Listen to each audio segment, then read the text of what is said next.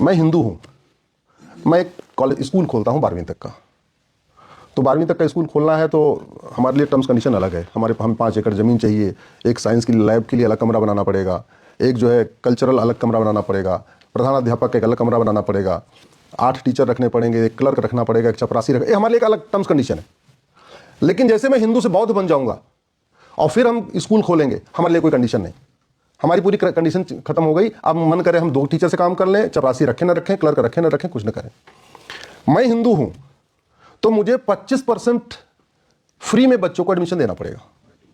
Right to education act हमारे ऊपर लागू होगा। अब 25% फ्री में, एक तो पहली बात तो हमने कॉलेज बनाया 50 करोड़ या स्कूल बनाया 25 करोड़ रुपए खर्च करके, सारी कंडीशन हमारे लिए दुनिया भर की है। ऊपर से 25% सीट फ्री में भी देना है।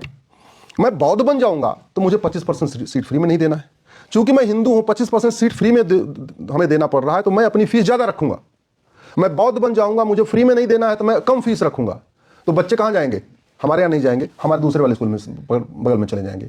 ये जो जितने मिशनरी के स्कूल जो चलते हैं जहां फीस कम होती है, उस फीस कम होने का सबसे बड़ा कारण ये है वो राइट टू एजुकेशन, वो जो माइनॉरिटी में चल रहे हैं वो राइट टू एजुकेशन दायरे से बाहर चल रहे हैं, इसलिए वो कम फीस में भी सर्वाइव कर लेते हैं। हम ज़्यादा फीस में भी सर्वाइव नहीं कर पाते, हमारे स्कूल बंद होने के कगार पर हो जाते हैं।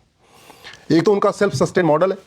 सेल्फ सस्टेन मॉडल कैसे? 1894 में अंग्रेजों ने कानून बनाया था, लैंड एक्विजिशन एक्ट, और लैंड एक्विजिशन एक्ट करके उन्होंने देश भर में लगभग 40 लाख एकड़ जमीन बांट दिया था चर्चेज मिशनरीज को। चाहे आप दिल्ली की सिविल लाइन, पूरे देश भर में जो सिविल लाइन बनी है वो 1894 वाले कानून से बनी है। तो फ्री में उन्होंने जमीन बांट दिया। उनके पास जमीनें पर्याप्त हैं। 99 साल की लीज पूरी हो चुकी है।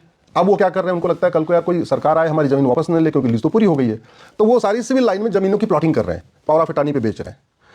सिविल लाइन की अगर 5 बिस्वा जमीन बेच दिया तो कम से कम 10 करोड़ की बिक जाती है। 10 करोड़ सिविल लाइन की जमीन से उठाया और 20 किलोमीटर दूर जाके 10 एकड़ जमीन खरीद लिया उसी सिविल लाइन वाले पैसे से। और जब वो जमीन वहां उनकी हो गई सिविल लाइन के पैसे से, फिर 5 बिस्वा बेचा और जाके फिर वहां बढ़िया स्कूल बना दिया, कॉलेज बना दिया। माइनॉरिटी के अंतर्गत उनको कंडीशन उनके पास कोई है नहीं कि भैया तुम्हें ये फॉलो करना है। क्राइटेरिया उनके पास कोई उनके ऊपर लागू नहीं हो रहा है। 25% रिजर्वेशन उनके ऊपर लागू नहीं हो रहा है। बना बनाया स्कूल सिविल लाइन की जमीन की प्लॉटिंग बेच बेच के बन रहा है। तो हम उनके साथ सर्वाइव नहीं कर पा रहे हैं, हम उनके साथ कंपीट नहीं कर पा रहे हैं, क्योंकि एक तो उनका सेल्फ फाइनेंस्ड मॉडल है, पैसा उनके पास सिविल लाइन की जमीन का है, दूसरा उनके लिए कोई कंडीशन नहीं है। तो समाधान इसका यही है, या तो माइनॉरिटी मेजॉरिटी खत्म हो जाए पूरी तरीके से, और या माइनॉरिटी को डिफाइन कर दिया जाए।